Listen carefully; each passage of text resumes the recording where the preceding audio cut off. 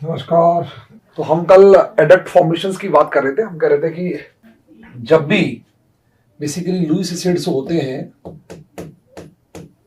अगर वो Lewis basis के साथ रिएक्ट करें, जो लुईस एसिड्स होते हैं अगर वो लुईस बेसिस के साथ रिएक्ट करें तो एडक्ट फॉर्म होते हैं। एडक्ट्स क्या बनाते हैं? एडक्ट्स बनाते हैं। एडक्ट्स बेसिकली एडक्ट्स फॉर्म करते हैं। एडक्ट्स किसे कहते हैं? कोई भी लुईस एसिड और कोई भी लुईस बेस आपस में रिएक्ट करें। लुईस बेस कौन होगा? जनरली बेसिकली जिसके पास लोन पेयर होगा वो उसको लोन पेयर डोनेट करेगा, राइट। और फिर इस तरह के इंटरमॉलिक्यूलर एसिड बेस इंटरेक्शन हो गए। याद रखना बैक बॉन्डिंग और इसमें क्या फर्क है? ये दरअसल एक सिग्मा कोऑर्डिनेट बॉन्ड होता है, बैक बॉन्डिंग एक पाई कोऑर्डिनेट बॉन्ड होती है, राइट। सो लुईस एसिड बेस इंटरेक्शन में ये एक सिग्मा कोऑर्डिनेट बॉन्ड होता है और जनरली वो पाई मतलब बैक बॉन्डिंग्स होती है, वो पाई back bondings pi coordinate bonds होते हैं। सो क्या फर्क है? अगर हम बात करें, मान लीजिए BF3 की रिएक्शन करवाएं, कल हमने करवाया था BF3 when reacting with ammonia, right, या when BF3 is reacting with any, मतलब कोई भी जो लुईस बेस है उससे रिएक्ट करेगी तो क्या होगा, राइट। या NCH3 का ऑल्ट्राइज कल अपन ने जो लिया था उसी को ले लेते हैं। तो ऐसे केस में this is a Lewis base, you know it very well. This is a Lewis acid. Lewis acid क्यों है? बिकॉज वेकेंट ऑर्बिटल प्रेजेंस है, पहली बात। और दूसरी बात, चार्ज डेंसिटी भी हाई है, बेसिकली पॉजिटिव डेफिशिएंसी भी हाई है, ऑक्टेट भी इनकम्प्लीट है, सब कुछ ही है। सो हम कह सकते हैं कि बेसिकली इस बोरोन के पास वेकेंट ऑर्बिटल भी है, वेकेंट ऑर्बिटल भी है इस बोरोन के पास। और वो आपको लुईस एसिड बेस में आप एसिड बेस थ्योरी में पढ़ते हैं, ठीक है। डेफिशिएंसी भी है इसके पास, डेफिशिएंसी भी है इसके पास, इनकम्प्लीट ऑक्टेट भी है इसकी डेफिशिएंसी, इनकम्प्लीट ऑक्टेट, ऑक्टेट भी इनकम्प्लीट है इसका।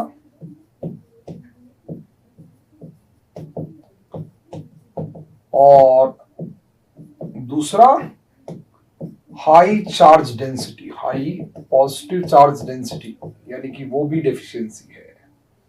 पॉजिटिव चार्ज डेंसिटी वो भी डेफिशिएंसी है, यानी कि सो दैट्स व्हाई ये लुईस एसिड्स है, वो लुईस बेसिस है, इंटरैक्ट करेंगे तो एडक्ट बनाएंगे। एडक्ट बोले तो CH3 का होल थ्राइस एन से कोऑर्डिनेट बॉन्ड आपका बन जाएगा BF3 को।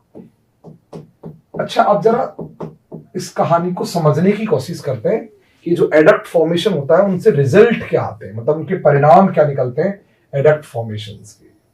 आओ मैं यही आज समझा रहा हूं, रिजल्ट ऑफ एडक्ट फॉर्मेशन या consequences of adduct formations, consequences of adduct formation और results of adduct formations. Good संतूरी, गुड गुड गुड, ठीक है। आइए, क्योंकि हम BF3 को पढ़ रहे थे तो एक बहुत इंटरेस्टिंग बात हम समझ रहे थे कि BF3 के अंदर होगा क्या। बेसिकली फ्लोरीन के वेकेंट ऑर्बिटल और बोरोन, फ्लोरीन के फील्ड ऑर्बिटल और बोरोन के वेकेंट ऑर्बिटल में एक 2p-2p बैक बॉन्डिंग होगी, ठीक है। अब आप मुझसे एक इंपॉर्टेंट बात यहां पर पूछ सकते हैं कि सर कोऑर्डिनेट बॉन्ड तो यहां भी बन रहा है, ठीक है, यहां भी एक फील्ड ऑर्बिटल और एक वेकेंट ऑर्बिटल के बीच इंटरेक्शंस हो रहे हैं, कोऑर्डिनेट बॉन्ड तो यहां भी फॉर्म हो रहे हैं। तो यहां जो कोऑर्डिनेट बॉन्ड बन रहा है, और अगर हम इसका लुईस एसिड बेस इंटरेक्शन करवाने के बाद जो कोऑर्डिनेट बॉन्ड बनाएंगे, मींस यहां जो कोऑर्डिनेट बॉन्ड बनेगा नाइट्रोजन और बोरोन के बीच, इनमें क्या फर्क है, क्या डिफरेंस है इन दोनों स्टोरी में? वहां भी तो लुईस एसिड बेस इंटरेक्शन ही है ना। क्या वो लुईस एसिड बेस इंटरेक्शन नहीं है क्या सर जो वहां बैक बॉन्डिंग के अंदर हो रहा है? मैं कहूंगा ऑफ कोर्स वो भी लुईस एसिड बेस इंटरेक्शन ही है, कोई मना नहीं कर रहा उसको लुईस एसिड बेस इंटरेक्शन होने से। सो फिर डिफरेंस क्या है, फिर स्टोरी क्या है? स्टोरी दरअसल ये है, यहां जो लुईस एसिड बेस इंटरेक्शन है, नंबर 1, पहले तो वो इंटरनल है, ये आपको समझ में आना चाहिए। इंटरनल से मतलब मॉलिक्यूल के विद इन द मॉलिक्यूल है या इंट्रामोलिक्यूलर है, इंटरनल इंट्रामोलिक्यूलर, ठीक है, एक बात। दूसरी बात, वो जो इंटरेक्शन है वो एक पाई इंटरैक्शन है। ये भी दूसरी बात समझनी पड़ेगी, वो एक पाई इंटरैक्शन है, ये एक पाई कोऑर्डिनेट बॉन्ड है। जबकि यहां जो लुईस एसिड बेस इंटरैक्शन हो रहा है ये एक सिग्मा इंटरैक्शन है। और जब भी कोई सिग्मा बॉन्ड्स फॉर्म होते हैं या सिग्मा बॉन्ड्स टूटते हैं तो मॉलिक्यूल की कैरेक्टरिस्टिक्स पर बहुत ज्यादा इफेक्ट पड़ता है। पाई बॉन्ड्स के बनने से और स्पेशली पाई कोऑर्डिनेट या बैक बॉन्ड्स के बनने से उतना फर्क नहीं पड़ता जितना सिग्मा बॉन्ड्स की बॉन्डिंग से पड़ता है। इट मींस दो बातें तो हमको समझ में आ गई। पहली बात तो यस ये भी लुईस एसिड बेस इंटरैक्शन है, कोई दो राय नहीं, लेकिन ये internal Lewis acid base interaction है। लुईस एसिड बेस इंटरैक्शन है इंटरनल, ठीक है, इंटरनल। और ये जो है ये इन बिटवीन द मॉलिक्यूल्स यानी कि इंटरमॉलिक्यूलर इंटरैक्शन है। ये एडक्ट फॉर्मेशन है, इंटरमॉलिक्यूलर इंटरैक्शन है, दो अलग अलग मॉलिक्यूल के बीच इंटरैक्ट हुआ है। और इसी वजह से यहां जो बॉन्ड बना है this is sigma coordinate bond. ये एक सिग्मा कोऑर्डिनेट बॉन्ड है। आइए फर्क क्या पड़ेगा इससे वन बाय वन समझा देता हूं। इस तरह के जो इंटरैक्शंस हम देखते आए हैं उनसे हाइब्रिडाइजेशन पर इसमें फर्क नहीं पड़ेगा, बिकॉज इसमें जो लोन पेयर फ्लोरीन का पार्टिसिपेट किया है वो हाइब्रिडेशन का पार्ट था ही नहीं। मींस इस तरह के इंटरैक्शन से इस मॉलिक्यूल के हाइब्रिडेशन पे कोई इफेक्ट नहीं पड़ रहा था। हालांकि पड़ता है, इस मॉलिक्यूल में नहीं पड़ रहा है, राइट। तो इस मॉलिक्यूल में no effect on hybridization, hybridization पे कोई इफेक्ट नहीं पड़ रहा है। पर क्या इस बॉन्ड के बनने से इस पे फर्क पड़ रहा है? यस, पड़ रहा है। पहले बोरोन sp2 हाइब्रिडाइज्ड थे, जैसे ही ये बॉन्ड बना बोरोन sp3 हाइब्रिडाइज्ड हो गए। इट मींस डेफिनेटली इनसे इफेक्ट ऑन हाइब्रिडाइजेशन पड़ रहा है। प्रश्न उठता है इफेक्ट ऑन हाइब्रिडाइजेशन पड़ रहा है बोरोन के हाइब्रिडाइजेशन पे। नाइट्रोजन पे फर्क पड़ा? नाइट्रोजन पे तो नहीं पड़ा। नाइट्रोजन के हाइब्रिडेशन पे तो कोई खास फर्क नहीं पड़ा, बोरोन के हाइब्रिडेशन पे फर्क पड़ा। नाइट्रोजन तो पहले भी sp3 ही था लगभग, और अब भी वो sp3 ही बना रहा। इट मींस नाइट्रोजन के हाइब्रिडेशंस पे तो यह इफेक्ट नहीं पड़ा, बट बोरोन के हाइब्रिडेशंस चेंजेस हो गए। सो इस तरीके से हमको अगर किसी पर्टिकुलर मॉलिक्यूल्स में बैक बॉन्डिंग यानी कि pi coordinate bond versus sigma coordinate bond compare करना पड़े तो मॉलिक्यूल टू मॉलिक्यूल देख के हम उनकी कैरेक्टरिस्टिक्स में इफेक्ट समझा सकते हैं या इफेक्ट एक्सप्लेन कर सकते हैं। और क्या क्या इफेक्ट पड़ा, आइए मैं और इफेक्ट एक्सप्लेन करता हूं यहां पर, और मैं इफेक्ट एक्सप्लेन करता हूं वन बाय वन। चलते हैं इफेक्ट एक्सप्लेन करने। ये कौन से बॉन्डिंग्स हैं? These are back bondings. बोलो बेटा जी, ये पाई कोऑर्डिनेट है, ये पाई कोऑर्डिनेट बॉन्डिंग्स है। पाई कोऑर्डिनेट बॉन्डिंग्स का मतलब मेरा मतलब बैक बॉन्डिंग्स है ये, राइट। और वो सामने जो है वो Lewis acid base interaction sigma coordinate bondings है, सिग्मा कोऑर्डिनेट बॉन्डिंग्स है, सिग्मा कोऑर्डिनेट बॉन्डिंग्स है। और इफेक्ट देखते हैं इस एडक्ट फॉर्मेशन में क्या क्या हुआ है। फटाफट जल्दी जल्दी इफेक्ट देख लेते हैं और क्या क्या इफेक्ट पड़ा इस एडक्ट फॉर्मेशन। आइए जरा बॉन्ड लेंथ पे थोड़ी सी नजर दौड़ाते हैं। बॉन्ड लेंथ पे हल्का सा, या पहले बॉन्ड ऑर्डर पे देख लेते हैं। बीएफ बॉन्ड की बात करते हैं इस मॉलिक्यूल में, तो आपको पता है इस मॉलिक्यूल में पार्शियल डबल बॉन्ड कैरेक्टर होगा। इसका मतलब बीएफ बॉन्ड का अगर बॉन्ड ऑर्डर की बात करें तो इस मॉलिक्यूल में एक से थोड़ा ज्यादा होगा पार्शियल डबल बॉन्ड कैरेक्टर्स होंगे। अगर यहां पर इस मॉलिक्यूल में बीएफ बॉन्ड ऑर्डर्स की बात करें, bond order of BF bond की बात करें तो डेफिनेटली कोई बैक बॉन्डिंग नहीं होगी।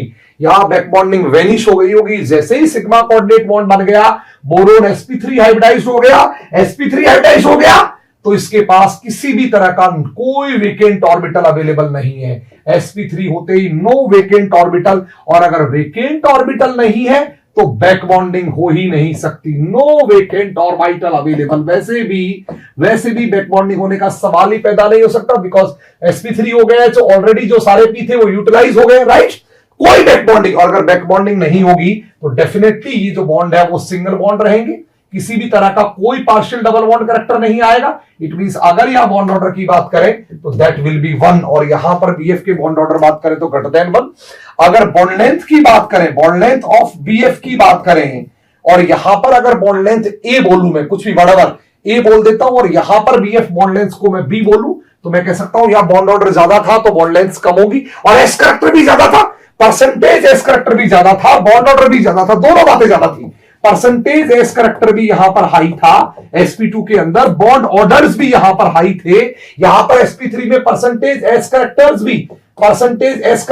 भी कम होगा, साथ ही साथ बॉन्ड ऑर्डर भी कम हुआ है, बिकॉज डबल बॉन्ड करेक्टर नहीं है तो डेफिनेटली बॉन्ड लेंथ बढ़ गई होंगी। इट मींस हम कहें यहां से जब यहां गए तो बीएफ जो बॉन्ड लेंथ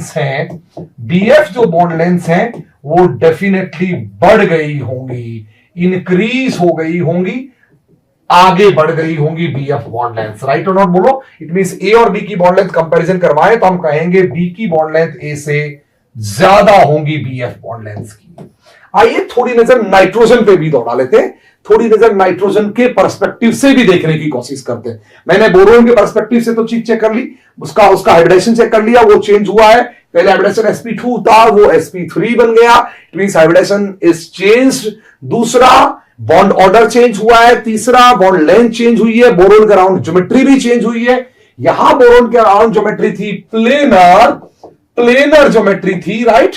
यहां अराउंड बोरोन के अराउंड की बात कर रहा हूं, अराउंड बोरोन यहां पर ज्योमेट्री थी प्लेनर, राइट। और अगर वहां बात करें तो बोरोन के अराउंड जो ज्योमेट्री हो गई है that is basically tetrahedral.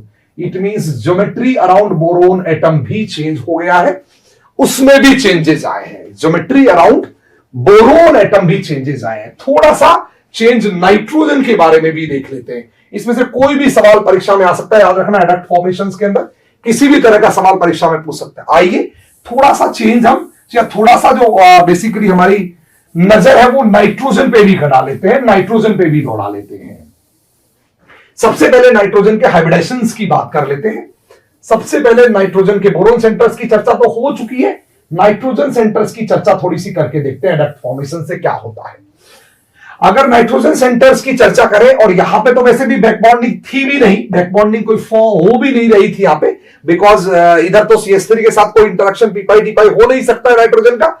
It means hybridisation की अगर बात करें तो पहले भी sp3 था और अब भी sp3 हुआ, मींस हाइब्रिडेशन में तो कोई चेंज नहीं हुआ। sp3 से sp3 रहा, means no change in hybridization. क्या बॉन्ड एंगल में चेंज आए होंगे? क्या डेफिनेटली बॉन्ड एंगल्स के साथ कुछ हुआ होगा? यस हुआ होगा, 100% हुआ होगा, बिकॉज यहां पर आपको पता ही है, आपको अच्छे से पता है, यहां पर लोन पेयर था और लोन पेयर की वजह से रिपल्सन्स यहां पर हुए होंगे और उन रिपल्सन्स ने इस बॉन्ड एंगल को डिक्रीज करके रखा होगा, या लोन पेयर गायब हो गया, lone pair disappears, lone pair गायब हो गया, या तो बॉन्ड में कन्वर्ट इन बॉन्ड, वो बॉन्ड में चला गया। हां, तो चलो नाइट्रोजन सेंटर की भी चर्चा कर लेते हैं। थोड़ा सा नाइट्रोजन सेंटर पे भी नजर दौड़ाते हैं। तो पहले लोन पेयर था और वो लोन पेयर रिपल्सन्स के थ्रू बॉन्ड एंगल्स को डिक्रीज कर रहा था, इसलिए इसके बॉन्ड एंगल जो थे वो 108 डिग्री के आसपास थे, राइट। 108 8.5 डिग्री के आसपास थे। अगर लोन पेयर डिसअपियर हुआ है, लोन पेयर गायब हो गया, इट मींस 100% ये जो बॉन्ड्स हैं अब ये दूर दूर चले जाएंगे आराम से, बोलो बेटा जी, और ऐसे केस में इनके बॉन्ड एंगल्स बढ़ जाएंगे। इट मींस अगर मुझसे कोई बॉन्ड एंगल्स की चर्चा करेगा, अगर बॉन्ड एंगल्स की चर्चा करेगा, बॉन्ड एंगल्स की चर्चा करेगा अराउंड नाइट्रोजन सेंटर, अराउंड कौन से बॉन्ड एंगल की बात कर रहे हैं हम लोग? CNC बॉन्ड एंगल की अगर मुझसे कोई चर्चा करेगा अराउंड नाइट्रोजन सेंटर, तो हम डेफिनेटली बोलेंगे यहां से यहां जाने पर बॉन्ड एंगल्स जो है वो इंक्रीज हो गए होंगे, बॉन्ड एंगल्स जो है वो इंक्रीज हो गए होंगे, बिकॉज लोन पेयर गायब हो चुका है, डिसअपियर हो चुका है लोन पेयर। अगर यहां पर बॉन्ड एंगल हम बात करें θ1 है और यहां पर बॉन्ड एंगल अगर अल्फा है, अगर अल्फा है तो हम गारंटी से बोलेंगे अल्फा θ से बड़ा होगा। मींस एडक्ट फॉर्मेशन से पहले अगर इसका बॉन्ड एंगल θ है और बाद में अगर इसका बॉन्ड एंगल अल्फा है, तो यहां बॉन्ड एंगल जो है वो बढ़ जाएंगे, और अगर बॉन्ड एंगल बढ़ेंगे तो कंपैरिजन में वो ज्यादा होंगे। इट मींस बीएफ में बॉन्ड एंगल की बात करें, अच्छा ये वाले बॉन्ड एंगल की बात करें, अगर इस वाले बॉन्ड एंगल की बात करें तो पहले 120 रहा होगा, लेकिन टेट्राहेड्रल में डेफिनेटली ये वाला जो बॉन्ड एंगल है वो घट गया होगा, तो 100% यहां पर बॉन्ड एंगल घटा होगा। इट मींस हम अच्छे से कह सकते हैं, अगर एडक्ट फॉर्मेशंस की चर्चा हो रही है, उसको कॉपी मार देते हैं, अगर एडक्ट फॉर्मेशंस की चर्चा हो रही है तो उस एडक्ट फॉर्मेशन की चर्चा में कंक्लूजन ये आएगा हमारा कि बोरोन के अराउंड जो बॉन्ड एंगल है, यानी कि एफ बी एफ जो बॉन्ड एंगल्स है वो डिक्रीज हो गए होंगे। क्या चर्चा आएगा? एफ बी एफ ये वाले जो बॉन्ड एंगल्स हैं ये डिक्रीज हो गए होंगे। उसकी डिक्रीज होने की वजह आप जानते ही हो, बिकॉज आप sp2 से sp3 जा रहे हैं, डेफिनेटली डिक्रीज होगा। और अगर नाइट्रोजन के अराउंड बॉन्ड एंगल्स की बात करें, अगर बॉन्ड एंगल सी एंड सी की बात करें अराउंड नाइट्रोजन सेंटर के, तो डेफिनेटली यहां बॉन्ड एंगल्स जो है वो इंक्रीज हुए होंगे। IIT जेम और गेट दोनों इसको बहुत इंपॉर्टेंट तरीके से नोट कर लो। हाइब्रिडेशन तो सेम हुआ है, बट लोन पेयर जो है वो basically convert into sigma bond, वो सिग्मा बॉन्ड में कन्वर्ट हो गया, डिसअपियर हो गया, और उसकी वजह से बॉन्ड एंगल बढ़ गए होंगे, इंक्रीज हो गए होंगे। So you got it. अगर मुझसे कोई कंपैरिजन के लिए बोले कि बताओ this is θ1 and this is θ2, अगर ये θ1 θ2 है एंड दिस इज अल्फा, अगर यहां पर हमसे कहा जाए कि this is alpha and that one is the beta, अगर ये कंपैरिजन अल्फा है हमारा और वो कंपैरिजन बीटा है हमारा, ऑर्डर ये इसको बीटा कह देते हैं, वो अल्फा कह रखा है, तो अगर ये बीटा है हमारा तो हम θ1 और θ2 में कंपैरिजन बोलेंगे, बॉन्ड एंगल घट गया, इट मींस θ1 बड़ा होगा θ2 से, θ2 घट गया होगा, और यहां बॉन्ड एंगल बढ़ गया होगा, इट मींस बीटा से अल्फा बड़ा होगा, बॉन्ड एंगल बढ़ चुका होगा। सो आई थिंक ये वाली कहानी आपको समझ में आ गई होगी। अगर दोनों सेंटर्स के अराउंड अगर हम ज्योमेट्री की बात करें तो क्या हुआ है, एक में प्लेनर से पिरामिडल एक में प्लेनर से टेट्राहेड्रल हुई है। अगर ज्योमेट्री तो यहां भी बदली है, ज्योमेट्री तो नाइट्रोजन सेंटर के अलाउंग भी बदली है, ध्यान रखना, ज्योमेट्री तो नाइट्रोजन सेंटर के अलाउंग भी बदली है, ज्योमेट्रीज तो नाइट्रोजन सेंटर के अलाउंग भी बदली है, वहां भी ज्योमेट्री चेंज हुई है डट फॉर्मेशन में। कैसे चेंज हुई है?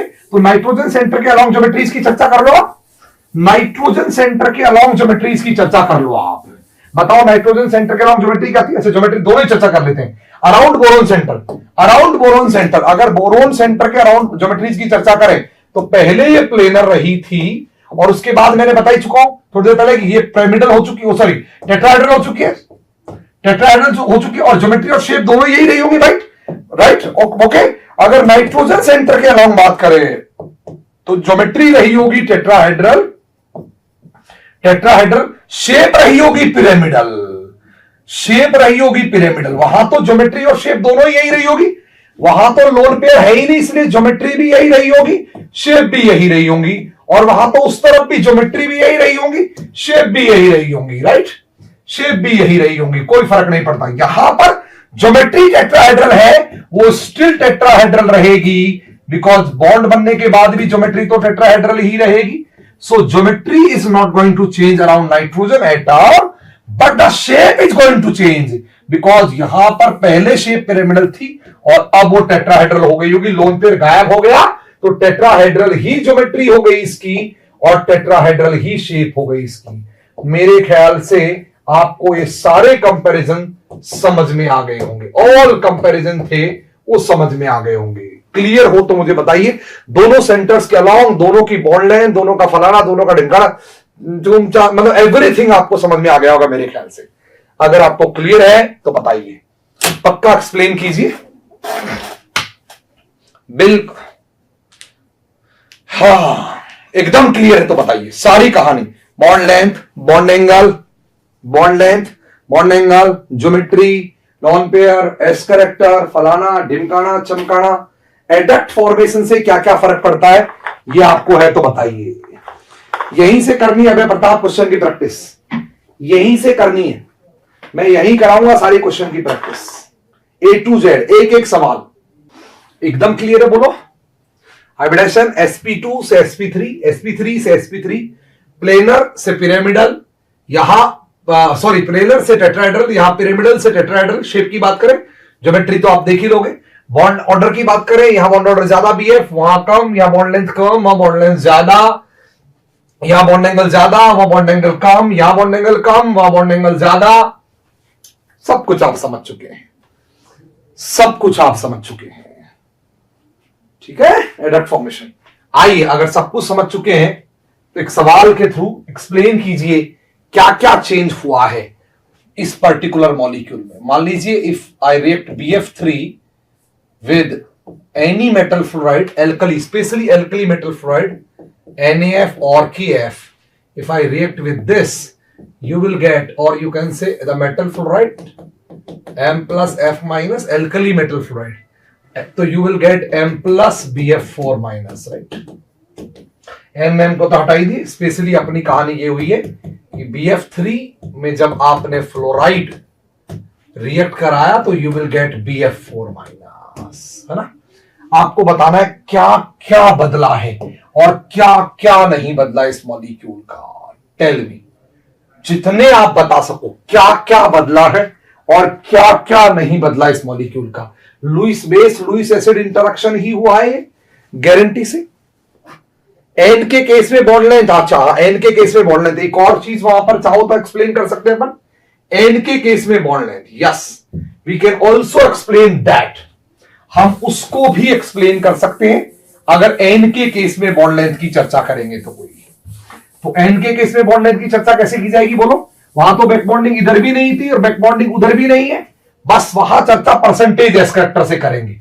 बिकॉज लोन पेयर अगर प्रेजेंट होगा तो डेफिनेटली इसमें परसेंटेज एस करैक्टर ज्यादा होंगे, तो डेफिनेटली इन बॉन्डों में परसेंटेज एस करैक्टर कम होंगे, तो परसेंटेज एस करैक्टर कम होंगे तो बॉन्ड लेंथ, लोन पेयर में ज्यादा परसेंटेज एस करैक्टर, तो इन बॉन्डों में परसेंटेज एस करैक्टर कम। अगर परसेंटेज एस करैक्टर इनमें कम होंगे तो बॉन्ड लेंथ ज्यादा होंगी। लोन पेयर खत्म हो गया, लोन पेयर खत्म हो गया तो इन बॉन्डों में परसेंटेज एस करैक्टर बढ़ गया होगा, तो गारंटी से बॉन्ड लेंथ घट गई होंगी। नोट कर लीजिए, घट गई होंगी 100%।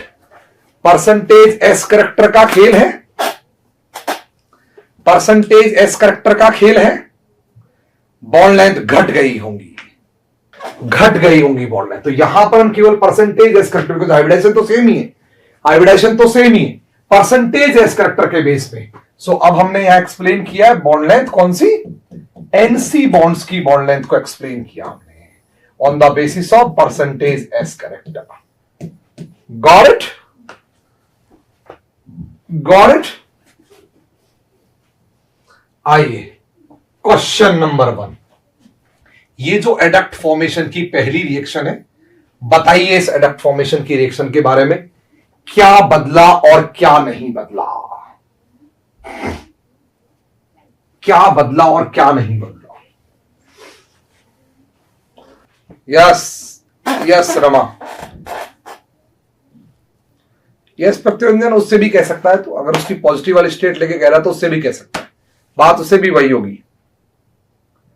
परसेंटेज एस करैक्टर बढ़ेगा तो बॉन्ड लेंथ घटेगी, बॉन्ड लेंथ घटेगी। जो तुमको समझ में आ रहा है, geometry, very good very good, जो समझ में आ रहा है बोलते जाओ, जो समझ में आ रहा है तुमको, जो समझ में आ रहा है बोलते जाओ, जो भी पल्ले पड़ रहा है, ठीक है। ओके, देखिए अब इसका बहुत एप्लीकेशन है आगे जब हम बढ़ेंगे बोरोन के कंपाउंड में, स्पेशली बोरोन के केसेस में, बोरोन के केसेस जो होंगे उनमें बहुत ज्यादा, और बोरोन के क्लस्टर्स भी होंगे उनमें भी बहुत ज्यादा चर्चा इसकी करी जाएगी। तो ये मैं आज आपको समझा रहा हूं ट्राइगोनल बोरोन सेंटर और टेट्राहेड्रल बोरोन सेंटर्स में फर्क क्या होता है। नॉर्मली जो trigonal boron centre, this is a trigonal boron centre, right. So ये जो ट्राइगोनल बोरोन सेंटर है ये नॉर्मली sp2 हाइब्रिडाइज्ड होता है, यस, और इस वजह से इसके पास एक खाली डुगडुगी हमेशा अवेलेबल होती है, यस, उस डुगडुगी का नाम है p ऑर्बिटल। और इसी वजह से जब भी ये किसी इस प्रकार के एलिमेंट के साथ बगल में जुड़ा होता है जिसके पास वेकेंट और भरा हुआ ऑर्बिटल हो, तो ये उसके साथ p पाई डी पाई पी पाई बॉन्डिंग्स कर लेता है बोरोन, यस, एकदम कर लेता है, मींस बैक बॉन्डिंग। तो एक तो यहां पर क्या था, ये एक प्लेनर सेंटर था, sp2 सेंटर था, वेकेंट p ऑर्बिटल था, और इस वजह से यहां पर एक p पाई बैक बॉन्डिंग थी, यस, 2p पाई बैक बॉन्डिंग प्रेजेंट थी यहां। और बैक बॉन्डिंग से पार्शियल डबल बॉन्ड करैक्टर ही होता है, इसीलिए मतलब यहां पर ऑक्टेट स्टिल इनकम्प्लीट था, अभी भी इनकम्प्लीट ऑक्टेट है इसका। इनकम्प्लीट ऑक्टेट क्यों कह रहा हूं मैं still?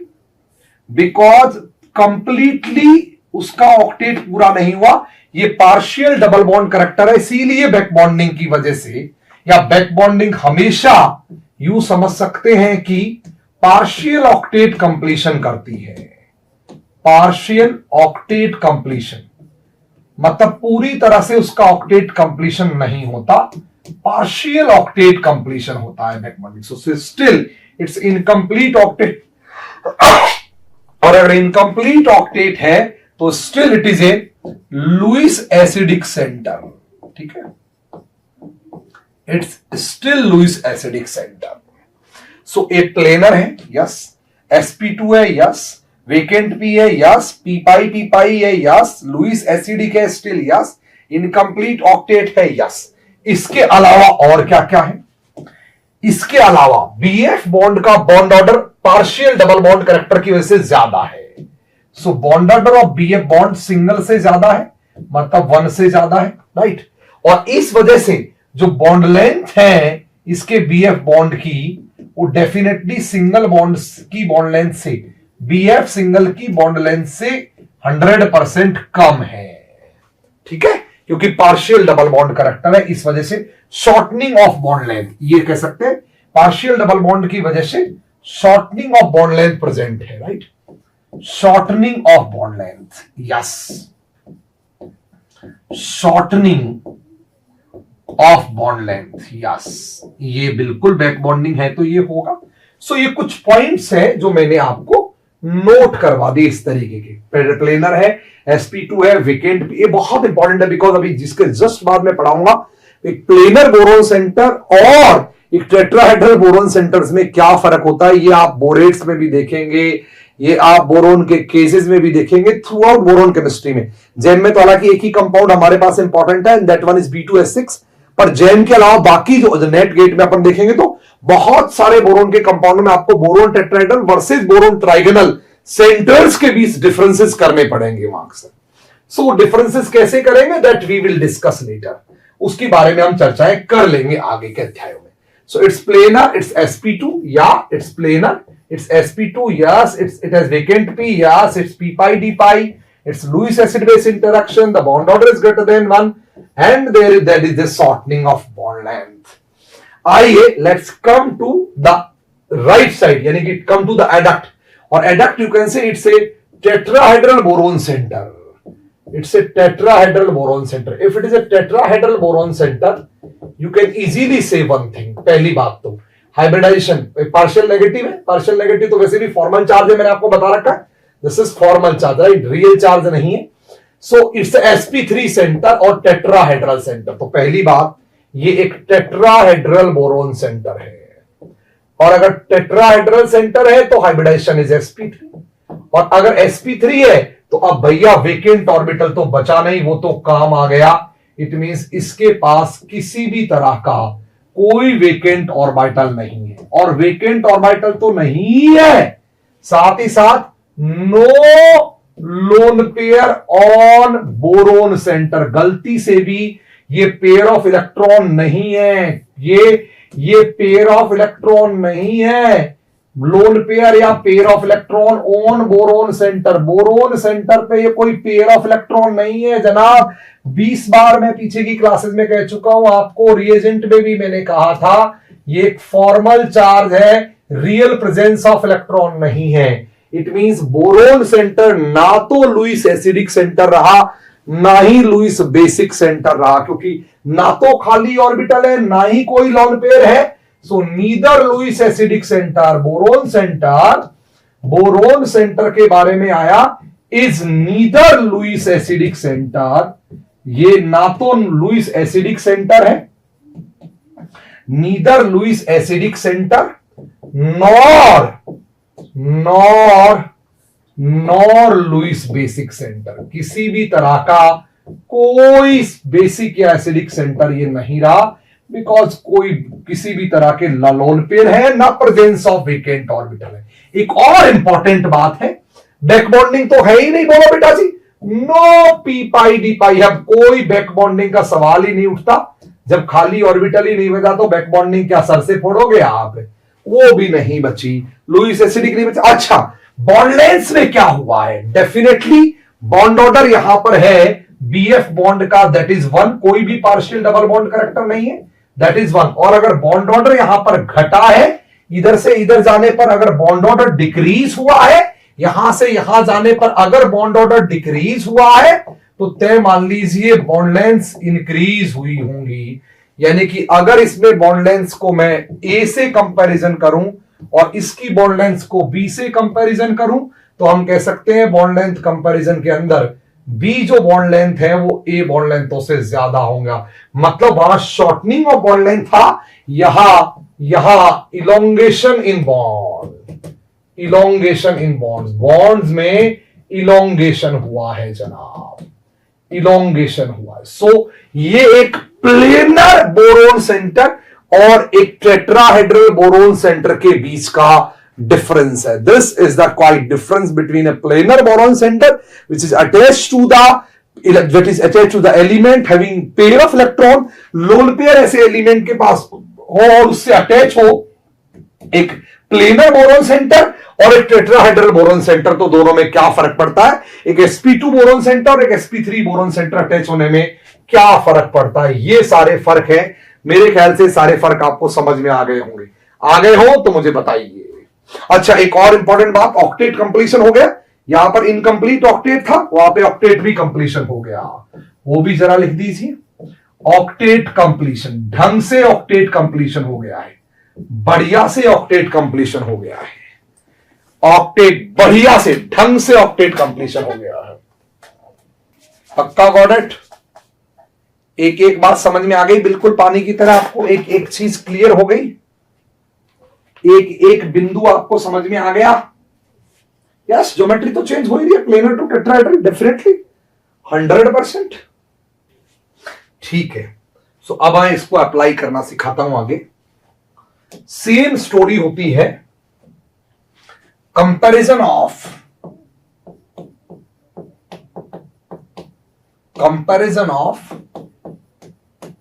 Planar BO3 versus tetrahedral BO3 units, tetrahedral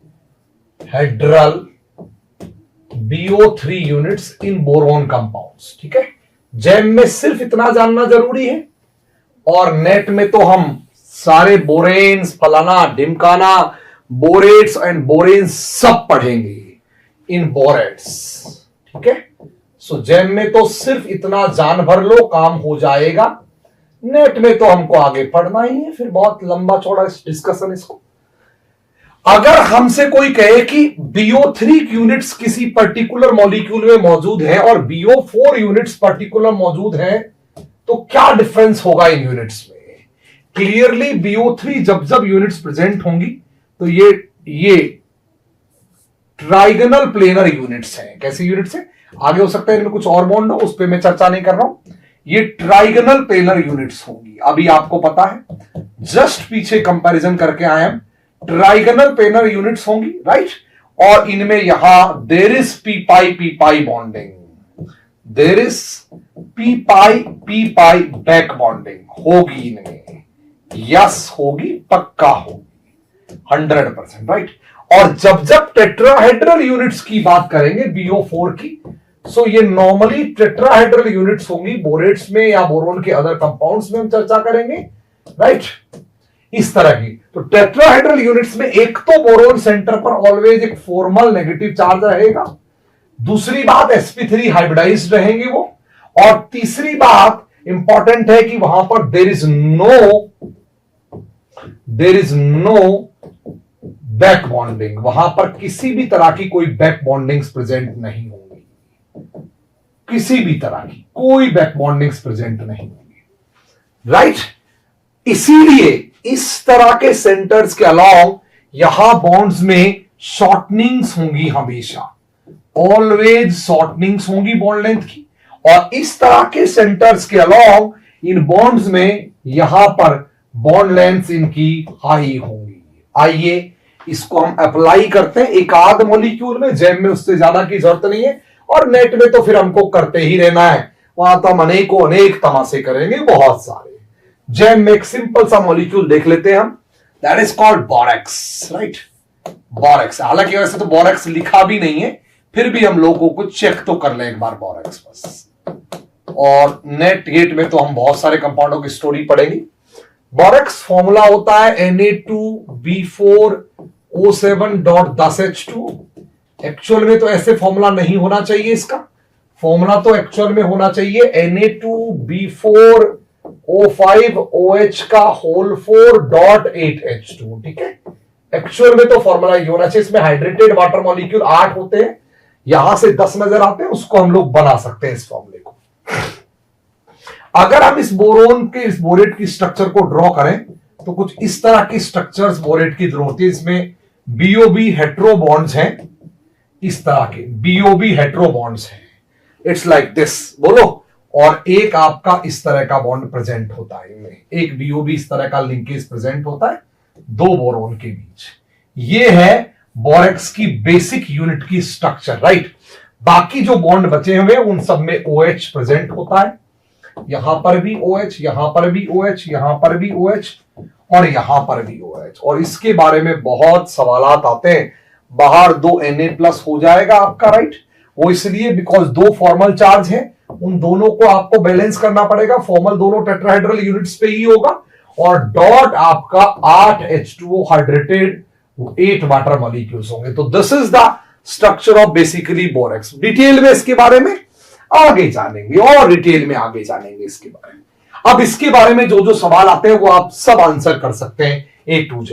बताइए, क्या इस पर्टिकुलर कंपाउंड में कहीं शॉर्टनिंग ऑफ बॉन्ड्स है? क्या कहीं बॉन्ड लेंथ शॉर्टन हो रही है? क्या कहीं बॉन्ड ऑर्डर्स इंक्रीज हो रहे हैं? क्या कहीं बैक बॉन्डिंग्स हो रही है? तो यस, यहां पर बैक बॉन्डिंग्स हो रही है। और कौन सी बैक बॉन्डिंग्स हो रही है जनाब? पी पाई बैक बॉन्डिंग्स, केवल इस सेंटर के अलोंग। तो इस सेंटर के अलोंग यहां पी पाई बॉन्डिंग्स हो रही है। Yes yes, p pi bondings हो रही है। और इस सेंटर के along there is no p pi bonding. Tetrahedral के अलोंग बिल्कुल कोई पी पाई बैक बॉन्डिंग नहीं है।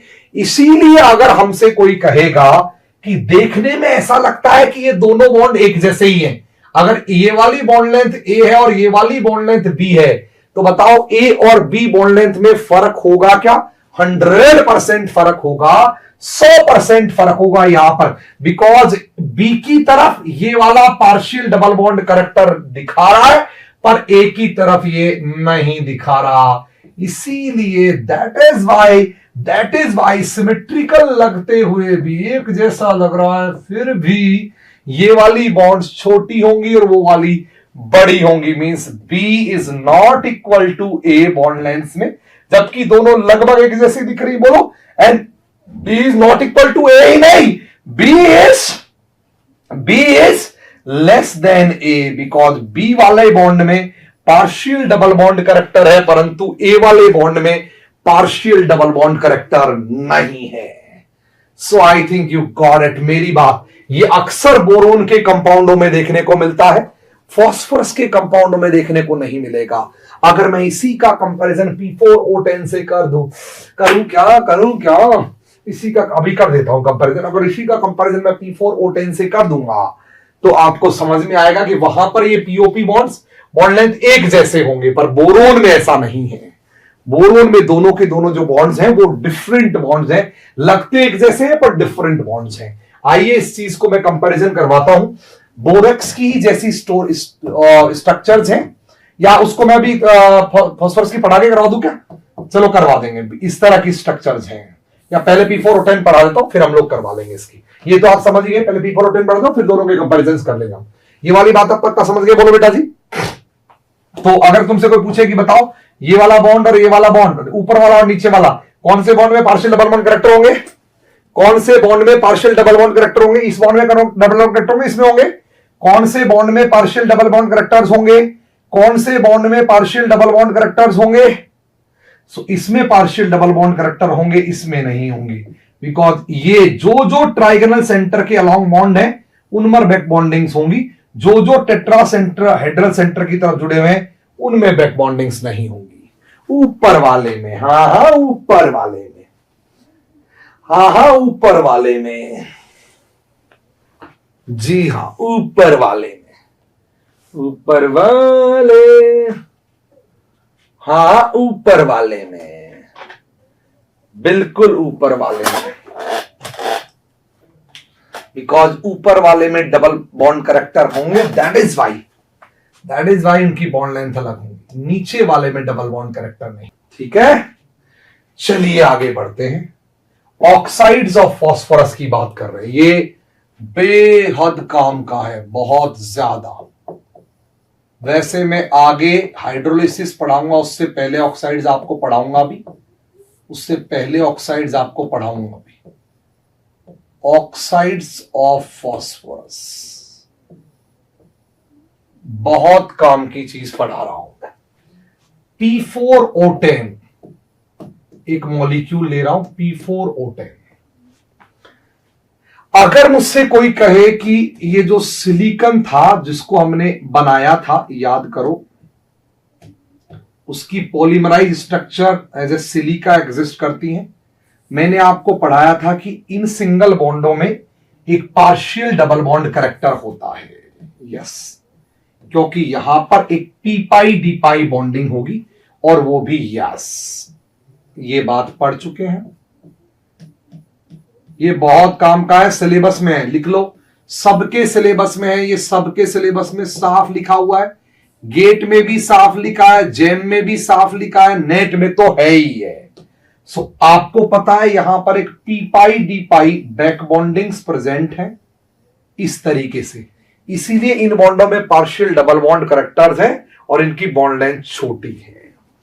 अगर हम P4O10 बनाएं, जो कि कैसा बनेगा, आइए मैं स्ट्रक्चर उसकी बना के भी लाया हूं। P4O10 की अगर हम बात करें, दिस इज P4O10, ये है एक P4O10। मेरे ख्याल से आपको क्लियर होगा। मैं ब्राइटनेस और कम कर देता हूं एकदम। दैट इज P4O9, इनकी चर्चा हम बाद में कर लेंगे। This is P4O10, right. P4O10 में दो तरह के बॉन्ड आपको देखने को मिलेंगे। One is basically P double bond O, जो टर्मिनल ऑक्सीजन है, डबल बॉन्ड से जुड़ी हुई है। और इस डबल बॉन्ड के बारे में तो ख्यालात आपको मैं बहुत पहले पढ़ा चुका हूं। ये एक कन्वेंशनल डबल बॉन्ड नहीं होता है, नॉन कन्वेंशनल आपको पता होना चाहिए। ये कुछ ऐसी स्ट्रक्चर रहेगी। इस डबल बॉन्ड को मैं एक्सप्लेन करूं तो इसको मैं पहले ही एक्सप्लेन कर चुका हूं। फास्फोरस के जो डबल बॉन्ड होते हैं वो कुछ इस तरह के होते हैं, ये वाले बोलो। सो ये जो पाई बॉन्ड है that is not conventional pi bond. ये पाई बॉन्ड आपको पता है 2p पाई 3d पाई का पाई बॉन्ड है। पर अब एक इंटरेस्टिंग बात सुनो, क्वेश्चन इसका नहीं है। यहां तो बैक बॉन्डिंग हो रही है, that's not a problem, right. यहां बैक बॉन्डिंग हो रही है, उसकी कोई प्रॉब्लम नहीं है। वो बैक बॉन्डिंग आपको दिख भी जाएगी। यहां पर बैक बॉन्डिंग ये हो रही है, देखो, दिस इज P4O10 और ये बैक बॉन्डिंग हो रही है, ये आपको दिख भी जाएगी। That is 2p pi 3d पाई। दिख रही है ना, बहुत ढंग से दिख रही है ना बैक बॉन्डिंग। सुन लो, ये सबके सिलेबस में है P4O10। सुन लो, बहुत इंपॉर्टेंट बात है, सुन लो इसको ढंग से। So this is 2p pi and 3d pi back bonding takes place. Yes, okay. Question ये नहीं है, क्वेश्चन ये है कि ये जो P4O10 के ये वाले बॉन्ड्स है ना, ये वाले, क्या यहां पर बैक बॉन्डिंग हो रही है? क्या इनमें बैक बॉन्डिंग है? क्या ये जो सिंगल बॉन्ड है जैसे सिलिकॉन में होती है वैसे इनमें है क्या? आंसर है बिल्कुल नहीं। P4O10 में केवल और केवल बाहर वाले जो ऑक्सीजन है वही बैक बॉन्डिंग कर सकते हैं, अंदर वाले नहीं कर सकते। उसकी वजह इसकी टेट्राहेड्रल स्ट्रक्चर। अगर ये टेट्राहेड्रल स्ट्रक्चर होगा तो इस ऑक्सीजन के जो 2p हैं, वो ऑक्सीजन के 2p इसके d के साथ इफेक्टिवली ओवरलैप कर ही नहीं पाएंगे। इस तरीके से ये कर ही नहीं पाएंगे इफेक्टिव ओवरलैप, रिंग फॉर्मेशन की वजह से।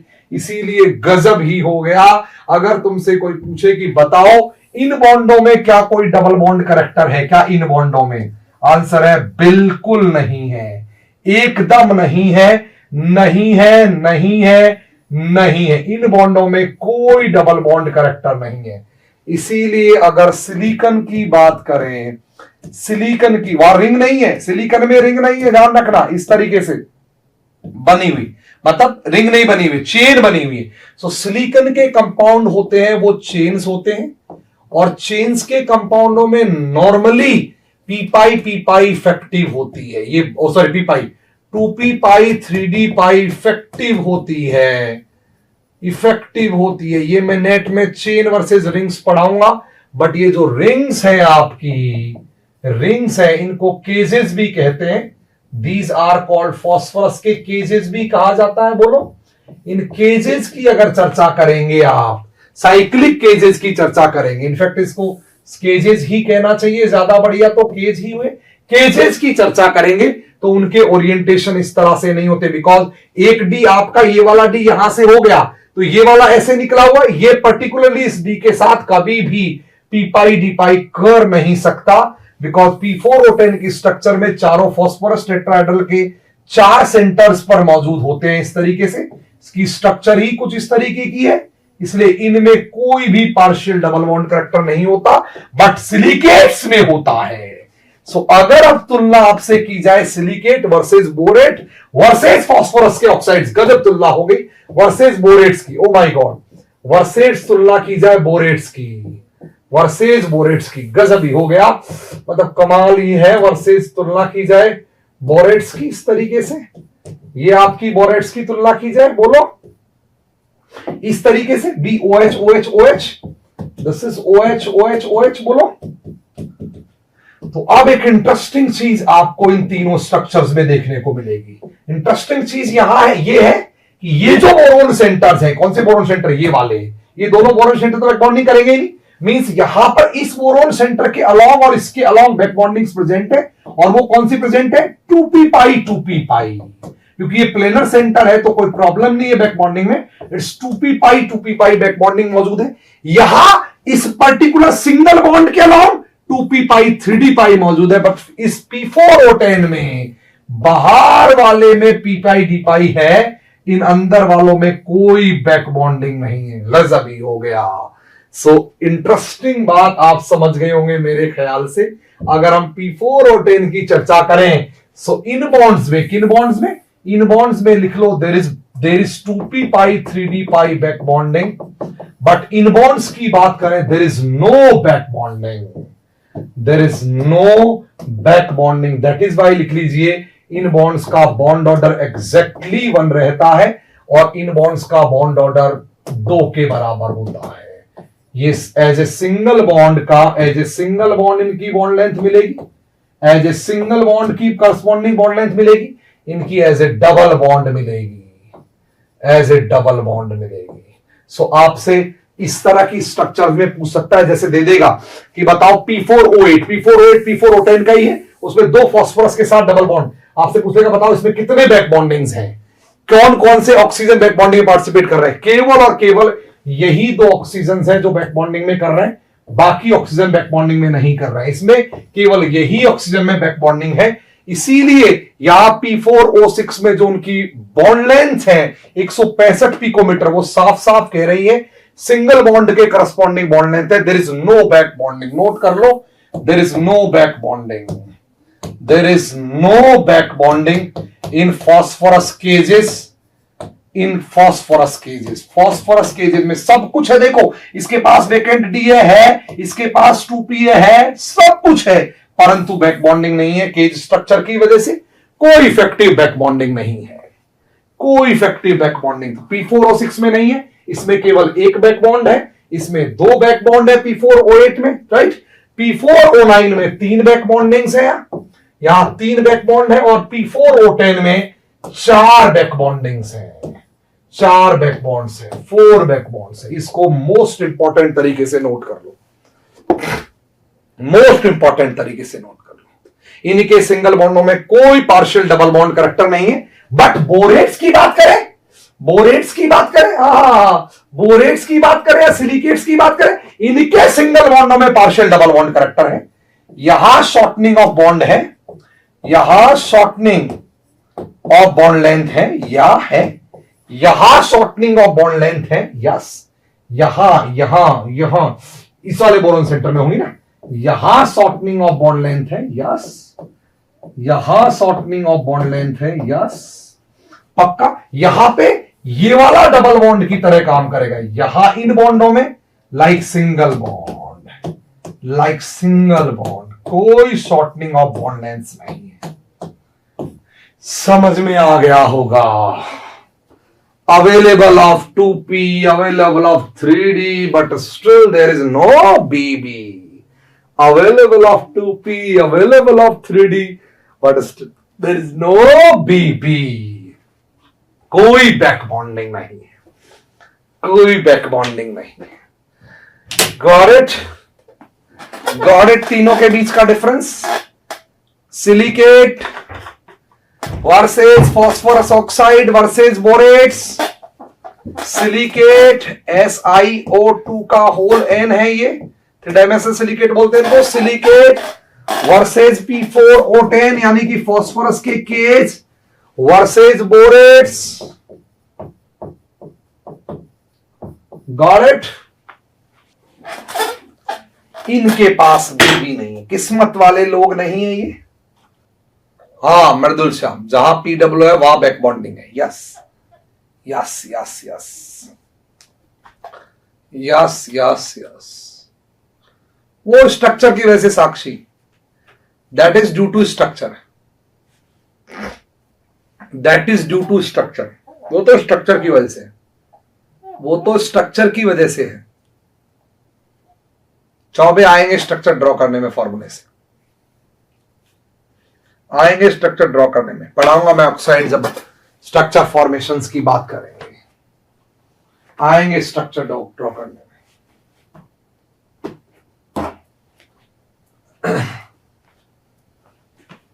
Got it. पल्ले पड़ गए आपको ये केजेस, और डिटेल में बाद में पढ़ाऊंगा. पल्ले पड़ गया आपको ये वाली चीज पूरी तरह से. नहीं दीक्षा, गधे घोड़े कुत्ते का कंपैरिजन नहीं करेंगे, ना ना ना. ठीक है. इफेक्ट ऑफ हालांकि दोबारा ऑक्साइड्स पढ़ाऊंगा, दोबारा इनके प्रिपरेशन, इनकी रिएक्शन वो बाद में देखेंगे. Effect of steric crowding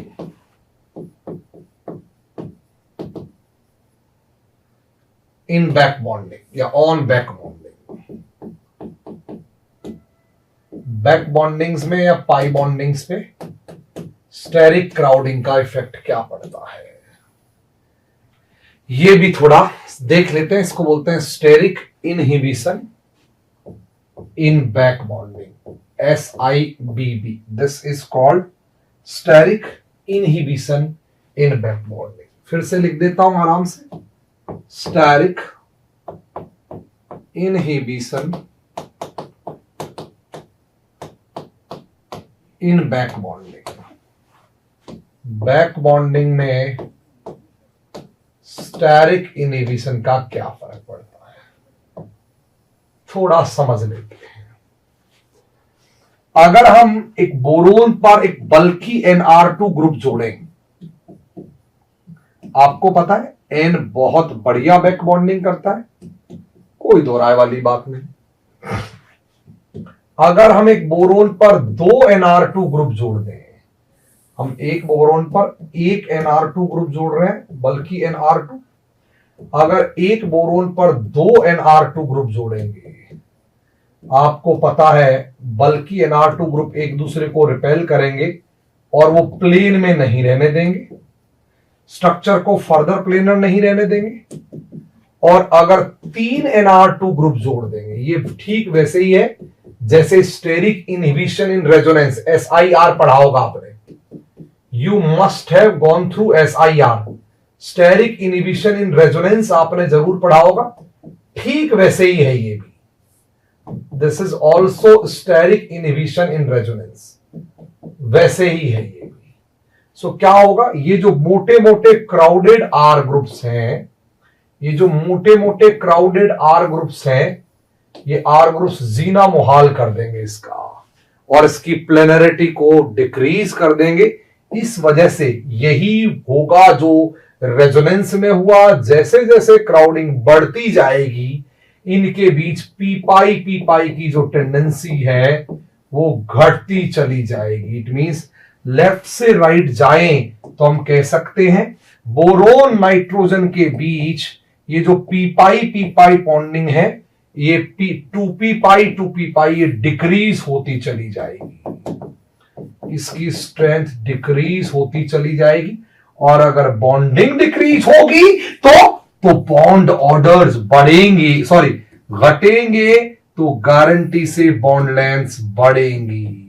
it means comparison of bond length की बात करें तो हम बॉन्ड लेंथ के कंपैरिजन में कह सकते हैं आसानी से बॉन्ड लेंथ सबसे ज्यादा होंगी NR2 का होल थ्राइस वाले में, फिर BHNR2 का ट्वाइस वाले में, फिर BH2NR2 वाले में। समझ में आ गया? ठीक वैसे ही है, ये एकदम ठीक वैसे ही है, बिल्कुल ठीक वैसे ही है जैसे आपने पढ़ा होगा पहले, बिल्कुल ठीक वैसे ही है। सो you got it I think. मेरे ख्याल से आपको ये वाली स्टोरी समझ में आ गई होगी। पक्का आई या नहीं आई? वही स्टेरिक क्राउडिंग है। Yes yes yes, steric crowding. Got it? SIBB समझ में आ गया? Steric inhibition in back bonding, steric inhibition in back bonding समझ में आ गया? बैक बॉन्डिंग को स्टेरिकली इनहिबिट कर सकते हैं। स्टेरिक इनहिबिशन बैक बॉन्डिंग्स को डिक्रीज कर देता है, इनहिबिट कर देता है। पक्का? हाँ, आर के बीच तो होगा ही ना प्रिरंजन, एन के बीच रिपल्सन ना हो, आर के बीच तो होगा ही ना। हाँ पवन कुमार, पूरा चलेगा। आइए लास्ट एप्लीकेशन, लास्ट तो नहीं सेकंड लास्ट एप्लीकेशन की चर्चा करते हैं, और यहां से कंपाउंड केमिस्ट्री के कुछ कंपाउंड भी हम लोग पढ़ेंगे। Second last application, the most important part, ये pi bonding characters, pi bonding characters या पाई बॉन्डिंग, पाई डीलोकलाइजेशन ऐसे करते हैं ना, pi delocalization, pi delocalization and aromatic characters, aromatic characters in inorganic rings. आइए आइए आइए, बहुत बहुत इंपॉर्टेंट है, सारी परीक्षाओं में आएगा, सारी बोले तो सारी, सबके सिलेबस में लिखा हुआ है, ऐसा है ही नहीं जिसके सिलेबस में नहीं लिखा हो। क्या क्या इसमें पढ़ेंगे हम? इसमें पढ़ेंगे बोराजिन्स, यस, और क्या पढ़ेंगे? इसमें पढ़ेंगे सल्फर नाइट्रोजन कंपाउंड्स, यस, और क्या पढ़ेंगे? इसमें पढ़ेंगे फॉस्फाजेंस, यस, बिल्कुल फॉस्फाजेंस पढ़ेंगे हम इसमें, फॉस्फाजेंस, यस, और क्या पढ़ेंगे? इसमें पढ़ेंगे इनऑर्गेनिक एरोमेटिसिटी का कॉन्सेप्ट, इनऑर्गेनिक एरोमेटिसिटी का कॉन्सेप्ट। हाँ, इसमें पढ़ेंगे आगे जाके इंटरकैलेशन केमिस्ट्री, छोड़ो वो तो फिर बात की बात हो जाएगी। ये सारी चीजों की हम लोग इसमें स्टडी करेंगे, राइट। कंडक्टेंस, हाँ कंडक्टेंस जरूर पढ़ेंगे, conductance in inorganic compounds, inorganic compounds, inorganic compounds में कंडक्टर्स कैसे होते हैं और कंडक्टर्स को कैसे डिफाइन किया जाता है। ये सारे एस्पेक्ट इसी पर्टिकुलर एप्लीकेशन से जुड़े हुए हैं। आइए मैं आपको एक्सप्लेन करना स्टार्ट करता हूं। बहुत इंपॉर्टेंट सेगमेंट है, पक्का आपको नंबर देके जाएगा, गेट के सिलेबस में साफ लिखा हुआ है, नेट में भी तो आते ही आते हैं, जेम में भी मेंशन है, यूपीएससी में भी मेंशन है, यूपीएससी मेंस में भी मेंशन है, सब में मेंशन है, बोराजीन फल्पाजीन फलाना सब जगह मेंशन है। आइए इसको समझने की कोशिश करते हैं कि इंपॉर्टेंट कंपाउंड से मैं कहानी की शुरुआत करता हूं। अगर हम ये दो कंपाउंड लें, S F F triple N और S triple N H H, आपको पता होना चाहिए इसमें से जो लेफ्ट साइड वाला कंपाउंड है ये काफी स्टेबल है और एग्जिस्ट भी करता है, दोनों बात है, स्टेबल है और एग्जिस्ट भी करता है। बट जो राइट साइड वाला कंपाउंड है ये एग्जिस्ट नहीं करता, डजंट एग्जिस्ट। और इनफैक्ट यही नहीं, अगर मैं H की जगह R भी ले लू ना, अगर मैं H की जगह R भी ले लू, SnR3 की बात कर लू, this is SnH3, this is SnR3 and this is SnF3। ये बहुत स्टेबल कंपाउंड है, एग्जिस्ट करता है बहुत बढ़िया से। बट ये जो दोनों कंपाउंड आपके सामने राइट साइड में दिए हुए हैं, ये दोनों ही एग्जिस्ट नहीं करते, दोनों का कोई अस्तित्व नहीं है, दुनिया में पाए ही नहीं जाएंगे, ऐसे होते ही नहीं है दुनिया में कंपाउंड। इट मींस एक गजब की बात हम लोग और करना चाहेंगे। इससे पहले आपने पढ़ा था कि फॉस्फीन्स एग्जिस्ट करती हैं नॉर्मली, और उनके डबल बॉन्ड वाले कंपाउंड काफी स्टेबल होते हैं, काफी स्टेबल, हाईली स्टेबल, ठीक है, हाई स्टेबल होते हैं, क्योंकि उनको पता है उसमें आपको ये 2p pi 3d pi back bondings होती है, ठीक है। उसी चीज से कहीं जोड़ के आप इसको समझने की कोशिश कीजिए कि ऐसा यहां क्यों हुआ है, बताइए ये क्यों एग्जिस्ट करता है और ये क्यों दुनिया में पाए ही नहीं जाते, रीजन बोलिए, टेल मी। हाँ पंकज, क्लैरिटी लॉस होगी, ये एग्जिस्ट नहीं करती और वो एग्जिस्ट करता है क्यों, यहीं से कहा, यहीं से सारी स्टोरी आपकी चलना शुरू होगी। बोरोन नाइट्रोजन के कंपाउंड, सल्फर नाइट्रोजन के कंपाउंड, बोरोन फॉस्फोरस नाइट्रोजन के कंपाउंड, सब पढ़ेंगे हम एक एक करके। बताइए क्या रीजन है कि ये एग्जिस्ट नहीं करते और ये एग्जिस्ट करता और स्टेबल भी है। देवेंद्र नाइट्रोजन पे फोकस मत कीजिए, टेल मी, बताइए मुझे, अभी आंसर दीजिए, आंसर दीजिए सवाल का कि ऐसा क्यों हो रहा है, उत्तर दीजिए सवाल का कि वो क्यों एग्जिस्ट नहीं कर रहे और लेफ्ट साइड वाला क्यों है। यस, डिकॉन्ट्रैक्शन, ठीक जवाब कुणाल साहब, यस यस एब्सोल्युटली।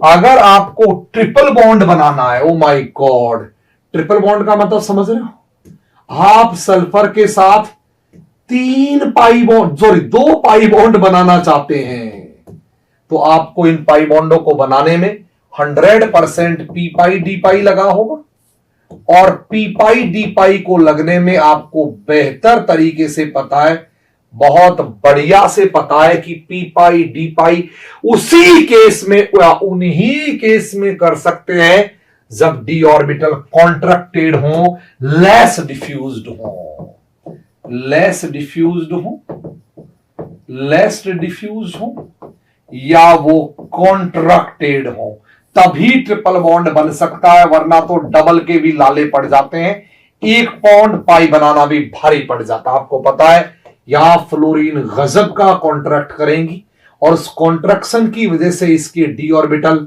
अपनी औकात में आ जाएंगे, और औकात में आएंगे तो ये आसानी से पी पाई डी पाई ओवरलैपिंग कर सकेंगे।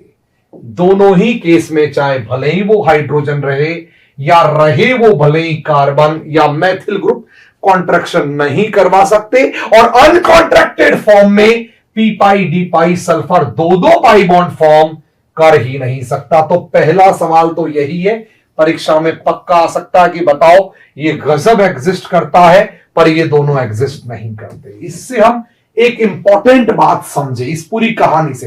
ये तो कंपाउंड केमिस्ट्री की एक तरह से आधारशिला है, फाउंडेशन रख रहे हैं। इस एग्जाम्पल को पढ़ना उतना इंपॉर्टेंट नहीं है जितना इंपॉर्टेंट इस एग्जाम्पल के कंसीक्वेंसेस होंगे, और इस एग्जाम्पल के रिजल्ट्स को यूज करके हम पूरी इनऑर्गेनिक एरोमेटिसिटी में अंदर घुस जाएंगे।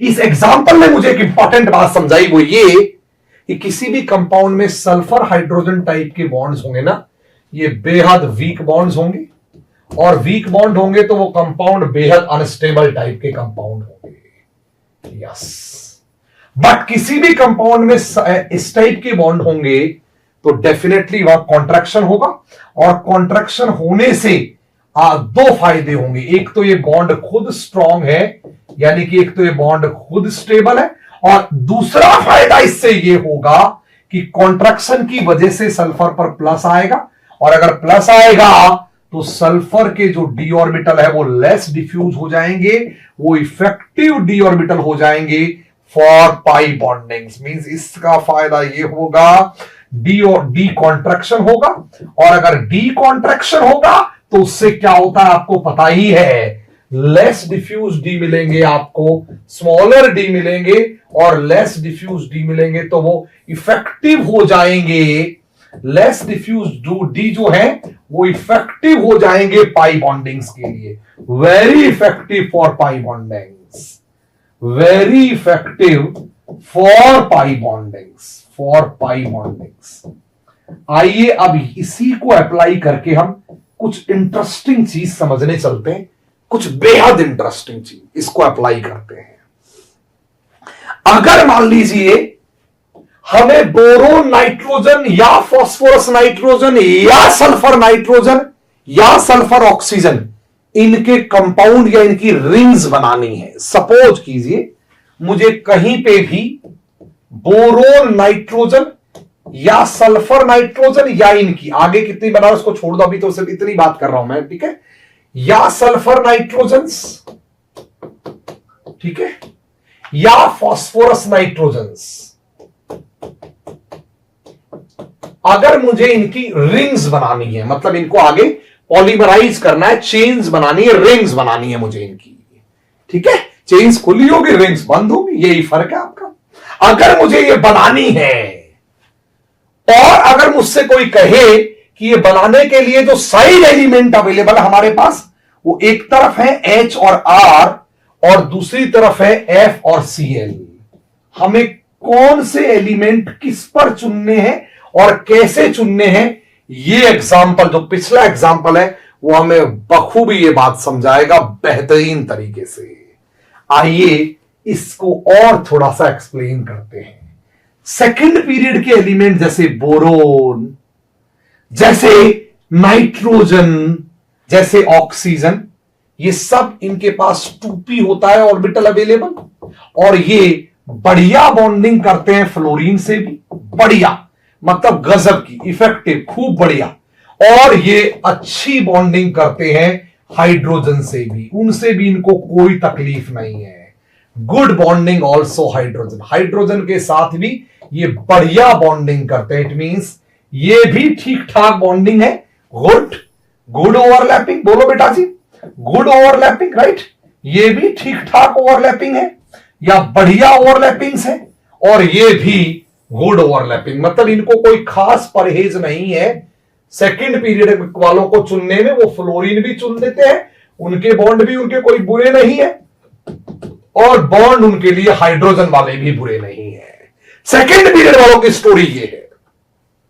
अगर मैं इसी को थर्ड पीरियड वालों से मिलने के लिए चला जाऊं, मान लीजिए यही स्टोरी मैं सल्फर के साथ करूं या फास्फोरस के साथ करूं या कर लूं सिलिकॉन के साथ, ओ माय गॉड, या क्लोरीन के साथ कर लूं, कोई बात नहीं। और अगर इन्हीं को मैं बोलूं कि जाओ थोड़ा हाइड्रोजन से मिलके आओ, तो आपको अच्छे से पता है इस पर्टिकुलर केस में ये कॉन्ट्रैक्शन करेंगे, और कॉन्ट्रैक्शन करेंगे तो इनको बहुत फायदा पहुंचाएंगे। पहला फायदा तो कॉन्ट्रैक्ट करके ये वाली जो ओवरलैपिंग होगी ये इफेक्टिव हो जाएगी। ये इनकी ओवरलैपिंग 3D और इनकी नॉर्मली 2p, 3D 3p मान लो, 3p 3D कोई भी होगी, और इनके पास ऑर्बिटल ये, इनके पास ये, पर कॉन्ट्रैक्शन की वजह से, due to this contraction, basically ये जो ऑर्बिटल्स हैं, ये जो ऑर्बिटल्स हैं वो डिक्रीज इन साइज होंगे, और डिक्रीज इन साइज होने से दो बातें होंगी, इफेक्टिव सिग्मा भी बनेंगे, इफेक्टिव सिग्मा बॉन्डिंग्स भी होंगी, बोलो यार, और इफेक्टिव पाई बॉन्डिंग्स के लिए भी वो डी ऑर्बिटल हो जाएंगे, इफेक्टिव पाई बॉन्डिंग्स के लिए भी वो डी ऑर्बिटल तैयार हो जाएंगे। परंतु अगर इन सब से कहा जाए कि यार तुम्हारे पास जो 3p 3D है ना, उसके लिए मैं हाइड्रोजन के 1s भेज रहा हूं, तो कहेगा यार मत भेज यार, ये बेहद ही अच्छी बॉन्डिंग्स कहलाएंगी लेफ्ट वाली, दूसरी तरफ ये बेहद ही बकवास बॉन्डिंग्स होंगी, काफी पुअर बॉन्डिंग्स हैं ये, काफी घटिया बॉन्डिंग्स हैं ये, और काफी घटिया बॉन्डिंग्स होने की कई वजह हैं। ना ये डायरेक्टली ही फायदा पहुंचाती हैं सल्फर को, ना ये डायरेक्टली बढ़िया ओवरलैपिंग करती हैं, बिकॉज क्या ही 3p से ओवरलैप करेगा हाइड्रोजन, बताइए ना यार थर्ड पीरियड का, ना तो ये खुद ही डायरेक्टली बढ़िया ओवरलैप करते हैं, और ना ही ये खुद ओवरलैप तो करते ही नहीं, ना ये किसी भी तरह का इन पर कॉन्ट्रैक्शन करवाते हैं, और कॉन्ट्रैक्शन नहीं करवाने से इनके डी ऑर्बिटल्स को भी फायदा नहीं पहुंचाते। फ्लोरीन इसको दोनों फायदा पहुंचाती है, खुद बढ़िया कर लेगी, खुद बढ़िया ओवरलैपिंग, ये वाले बॉन्ड की ओवरलैपिंग बढ़िया हो जाएगी कॉन्ट्रैक्शन से, और साथ ही साथ इनके डी ऑर्बिटल्स को अगर किसी और से ओवरलैप करना होगा तो उनके बढ़िया पाई बॉन्ड बनाने के लिए भी उनको तैयार कर देंगी। मतलब बहुत पसंद है थर्ड पीरियड को, और थर्ड पीरियड ऑनवर्ड को फ्लोरीन क्लोरीन, लेकिन बिल्कुल नहीं पसंद है उनको हाइड्रोजन। सेकंड पीरियड वाला दोनों ही काम कर लेगा, कहता है फ्लोरीन भी ठीक ही है, मुझे वो भी बढ़िया ही दे देती है, कोई प्रॉब्लम वाली बात नहीं, और हाइड्रोजन तो मेरे ही परिवार का समझ लो, वो तो रहता वहां है तो हमारा ही। हाइड्रोजन रहता वहां है, साइज में तो हमारे जैसा ही है ना वो। फ्लोरीन ऑक्सीजन सबका वो एक तरह से दोस्त ही है, पूरा बना बना। मींस इनको बहुत पसंद है, ये बेबी को फ्लोरीन बहुत पसंद है, इस बेबी को ये हाइड्रोजन एस पसंद नहीं है। दूसरी तरफ सेकंड पीरियड वालों को कोई परहेज नहीं है, उनकी बॉन्डिंग इनसे भी बढ़िया होती है और इनसे भी बढ़िया होती है। सवाल अब पीछे आते, वापस बैक टू द पेविलियन लौटते हैं। अगर मुझे इनऑर्गेनिक रिंग्स फॉर्म करनी होंगी, इनऑर्गेनिक रिंग्स बनानी होंगी, और उनके अंदर स्ट्रक्चर्स, रिएक्टिविटी, प्रॉपर्टीज की स्टडी करनी होगी, तो पहले मुझे उनके बॉन्डिंग का नेचर समझना चाहिए। वो नेचर कहता है ऐसे केसेस में बोरोन नाइट्रोजन कंपाउंडों में अगर आपको हाइड्रोजन जोड़ने हैं तो वो भी जुड़ जाएंगे, कोई प्रॉब्लम नहीं है दोनों पे ही, बिकॉज हाइड्रोजन को बोरोन भी मना नहीं करेगा, नाइट्रोजन भी। मतलब सेकंड पीरियड की जो रिंग्स होंगी उनमें हाइड्रोजन का कोई बहुत बड़ा रोल या हेलोजन का कोई बहुत बड़ा रोल आएगा नहीं, सेकंड पीरियड की रिंग्स में जनरली नहीं आएगा, बट इन रिंग्स में इनका बड़ा रोल आएगा। अगर आपको हाइड्रोजन या आर जोड़ना है तो वो आपको ध्यान से जोड़ना पड़ेगा, और अगर आपको हेलोजन या जो जोड़ना है तो ये सदा ऑलवेज नाइट्रोजन सेंटर ही सेलेक्ट करेंगे, सल्फर सेंटर्स पर कभी नहीं जाएंगे, कभी नहीं जाएंगे, कभी नहीं जाएंगे, कदापि नहीं जाएंगे। सदा नाइट्रोजन सेंटर ही सेलेक्ट करेंगे, ऑलवेज नाइट्रोजन सेंटर ही सेलेक्ट करेंगे, राइट। उन्हीं पे अच्छे रह सकते हैं इनकी बॉन्डिंग, लेकिन इस तरह के एलिमेंट्स जो होंगे वो फॉस्फोरस और सल्फर सेंटर्स को प्रेफर करेंगे। उसकी वजह उनकी बॉन्डिंग्स को बढ़िया बनाना, कॉन्ट्रैक्ट करवाना, और मॉलिक्यूल को डीकॉन्ट्रैक्शन के थ्रू वो सारे फायदे देना जो फायदे मॉलिक्यूल को मिल सकते हैं। क्या क्या फायदे देते हैं ये, डी करवाते क्या है इस फिनोमिनन को, दैट्स कॉल्ड डीकॉन्ट्रैक्शन। फायदे क्या क्या होता है डीकॉन्ट्रैक्शन से, वो अनेक फायदे हैं जो केमिकल बॉन्डिंग में आपने देखे थे। क्या फायदे हैं, लोअर एक्साइटेशन एनर्जीज लोअर हो जाएंगी, इनकी लोअर एक्साइटेशन एनर्जीज हो जाएंगी, बोलो बेटा जी। लेस डिफ्यूज्ड डी हो जाएंगे, इफेक्टिव पाई बॉन्डिंग्स हो जाएंगी, इफेक्टिव पाई बॉन्डिंग्स। तो ये सारे फायदे एक तरह से ये डीकॉन्ट्रैक्शन प्रोवाइड करता है। इसीलिए अब अगर मुझसे कोई स्ट्रक्चर बनाने की कहेगा, मान लीजिए मुझसे कोई ये दो रिंग बनवाता है S4N4, गजब है, सवाल आ चुका है नेट में, S4N4H4 बोलो। जेम वालो तुम्हारे भी आ सकता है, बिकॉज बोराजीन फास्फाजीन लिखा हुआ सिलेबस में, और S4N4 अच्छा जेम वालो, वो तुम जो बोरोन के क्लस्टर केज और वो सब मत पढ़ना, स्टाइक्स तुम्हारे काम का नहीं है वो, ठीक है। तो उतना टाइम वेस्ट मत करना, तुम तो बस यही 12 लेक्चर कर लेना, मामला तुम्हारा हो जाएगा। केवल यही 12 लेक्चर कर लेना, मामला तुम्हारा हो जाएगा। फालतू उतना टाइम वेस्ट करने की जरूरत है नहीं आपको, उतना एक्स्ट्रा टाइम वेस्ट करने की जरूरत है नहीं आपको, अगर ये दोनों स्ट्रक्चर्स अपन को बनानी है। चलिए पहली बात तो जब इस तरह की स्ट्रक्चर्स होंगी AN-BN टाइप की, तुमको पता है नॉर्मली वो साइक्लिक स्ट्रक्चर्स होती है। मान लीजिए मैं इसकी साइक्लिक स्ट्रक्चर बना रहा हूं SNS, मान लीजिए ये मैंने बना दी इसकी साइक्लिक स्ट्रक्चर, है ना, ये कोई साइक्लिक स्ट्रक्चर मैंने इसकी बना दी, खाका तैयार कर दिया। इसकी भी साइक्लिक स्ट्रक्चर बना रहा हूं, ये मैंने बना दी साइक्लिक स्ट्रक्चर, खाता तैयार कर दिया। बहुत इंटरेस्टिंग बात है, समझने की कोशिश करना। अब मान लीजिए मुझे 4 हाइड्रोजन्स लगाने हैं, तो आपको यह सोचना पड़ेगा कि ये 4 हाइड्रोजन कहां पर लगे होंगे, और ये जो 4 फ्लोरीन लगाने हैं वो आपको सोचना पड़ेगा कि ये 4 फ्लोरीन कहां पर लगेंगे। आप बेहतर तरीके से जानते हैं हाइड्रोजन सदा सेलेक्ट करेगा नाइट्रोजन पर जुड़ना, ऑलवेज ऑलवेज ऑलवेज, और फ्लोरीन सदा सेलेक्ट करेगा इस सल्फर पर जुड़ना। यस, इट मींस इन दोनों की स्ट्रक्चर अगर बनाई जाए तो हम कहेंगे यहां पर H लगे होंगे और ये सब सिंगल बॉन्ड होंगे सारे के सारे। प्रश्न अब आपसे पूछा जाएगा, क्या इसमें कोई पी पाई डी पाई होगी? क्या इसमें कोई पी पाई डी पाई होगी? क्या 2p है? क्या 3d है? क्या 2p है? क्या 3d है? क्या कोई पी पाई डी पाई होने के चांस हैं? क्या किसी प्रकार की कोई पी पाई डी पाई होगी? टेल मी, होगी या नहीं होगी? होगी या नहीं होगी? होगी या नहीं होगी? क्या कोई पी पाई डी पाई होंगी? नहीं होंगी, बिकॉज ये कॉन्ट्रैक्टेड डी ऑर्बिटल्स नहीं है। एब्सोल्यूटली, शक्ल से ही लग जाना चाहिए था तुमको तो, क्योंकि ये डिफ्यूज्ड डी ऑर्बिटल है। डिफ्यूज्ड डी ऑर्बिटल है, इसलिए कोई P pi D pi not effective, not effective P pi D pi, ना ना ना,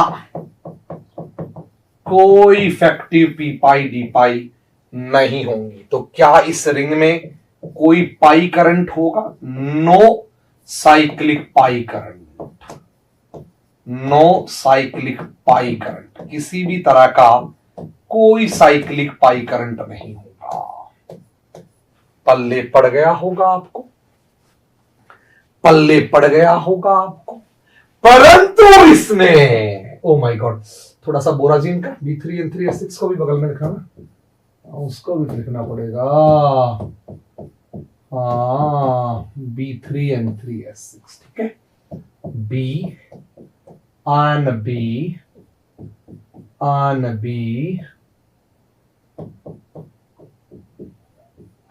B, H कहां जुड़ेंगे? तो 6H है, 6 वो जुड़ जाएंगे, क्योंकि सेकंड पीरियड वालों को तो H की कोई तकलीफ नहीं है, उन्हें आज तक कभी नहीं आई, कभी तकलीफ नहीं आई, आपको पता ही है।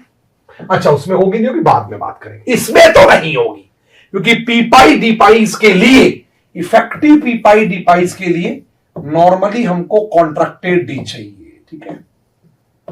नॉर्मली हमको कॉन्ट्रैक्टेड डी ऑर्बिटल चाहिए, डी ऑर्बिटल्स कॉन्ट्रैक्टेड होने चाहिए, वो इसमें नहीं है। इधर आ जाइए, अगर आप फ्लोरीन की बात करेंगे तो 100% जो फ्लोरीन है, पक्का 500% वो सल्फर से जुड़ी हुई होगी, कोई दो राय इसमें नहीं होनी चाहिए। और अगर वो सल्फर से जुड़ेगी तो पक्का सल्फर को वो औकात में ले आएगी, और अगर औकात में ले आएगी तो 100% इसमें इफेक्टिव पाई बॉन्डिंग्स हो जाएंगी। इसीलिए जो नाइट्रोजन की वैलेंसी है आपकी, वो पाई बॉन्डिंग से फुलफिल होगी। नाइट्रोजन की जो वैलेंसी है वो पाई बॉन्डिंग से फुलफिल होगी, और इसी तरीके से इसमें 4 पाई बॉन्ड्स होंगे। ये 4 पाई बॉन्ड्स आपके आ गए। नाइट्रोजन की वैलेंसी जो है वो 4 पाई बॉन्ड से फुलफिल है। तो क्या इसके अंदर इफेक्टिव पी पाई है? यस, इसके अंदर इफेक्टिव पी पाई डी पाई हो रही है। तो क्या इसके अंदर कोई साइक्लिक पाई करंट है? यस, इसके अंदर एक साइक्लिक पाई करंट है। 100% एक साइक्लिक पाई करंट है, जिसको कोई मना नहीं कर सकता। साइक्लिक कॉन्जुगेशन भी कहेंगे हम उसको, ऑल्टरनेट पाई बॉन्ड है, so yes, there is a cyclic pi current in the molecule. Come on, बात करते हैं सबसे लास्ट वाले की। क्या यहां पर बैक बॉन्डिंग्स होंगी? क्या लोन पेयर है?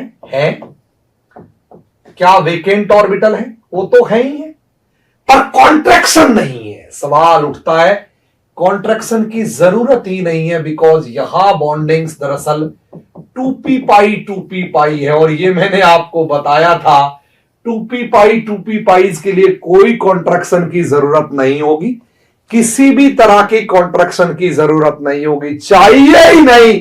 पी पाई डी पाइज में कॉन्ट्रैक्शन का लफड़ा है, पी पाई में तो कोई मतलब नहीं है। इट मींस यहां तो जम के बैक बॉन्डिंग होगी और ऑल्टरनेट बैक पाई बॉन्ड हो गई है। ये ऑल्टरनेट पाई बॉन्ड हो गए, ऑल्टरनेट पाई बॉन्ड हो गए, ऑल्टरनेट पाई बॉन्ड बोलो, ऑल्टरनेट। यहां कॉन्ट्रैक्शन की जरूरत ही नहीं है यार, पर पी पाई डी पाई थोड़ी करा रहे हैं हम।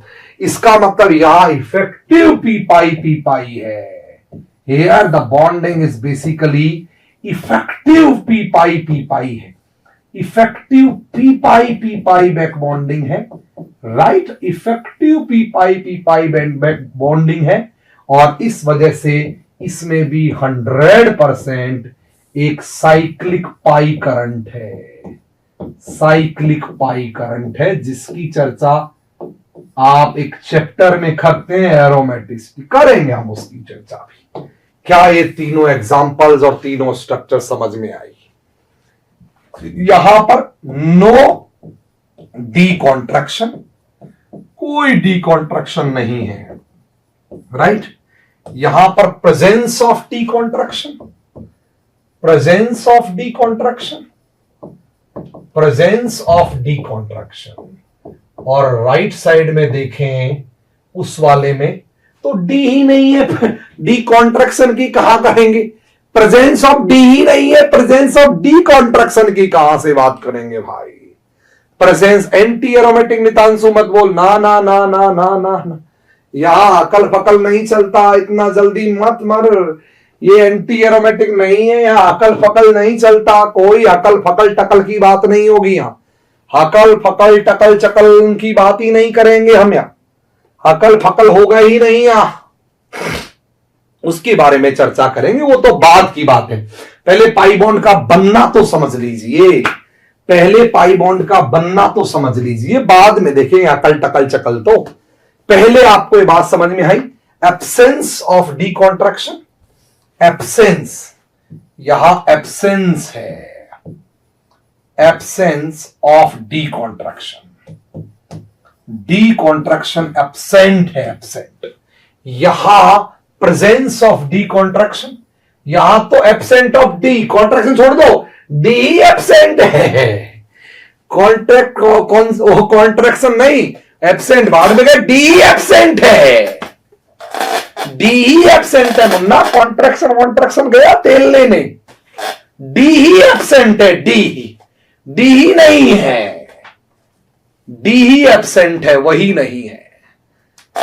क्या इनकी स्टोरी आपको समझ में आने लगी? बताओ बताओ, समझ में आने लगी पक्का? नहीं अभिजीत, नाइट्रोजन इतना इलेक्ट्रोनेगेटिव है नहीं जनाब, उतना तगड़ा नाइट्रोजन का इफेक्ट होगा नहीं। नहीं, ये बैक बॉन्डिंग नहीं है, ये वाली बैक बॉन्डिंग नहीं है, ये तो लिख लो कन्वेंशनल पाई बॉन्डिंग है एक तरह से। ये बैक बॉन्डिंग क्या है? तो कन्वेंशनल पाई बॉन्डिंग एक तरह से, एक तरह से कन्वेंशनल पी पाई डी पाई हो गई। तीसरा बॉन्ड बना रहे हैं हम लोग, नाइट्रोजन का तीसरा बॉन्ड बना रहे हैं हम लोग, नाइट्रोजन का तीसरा बॉन्ड बना रहे हैं हम लोग। स्टिल नाइट्रोजन पे लिख लो लोन पेयर्स है, स्टिल ये तो नाइट्रोजन का तीसरा बॉन्ड बना रहे हैं हम लोग। अब बात करेंगे अगली क्लास में इनकी शेप की, प्लेनरिटी की और एरोमेटिसिटी की।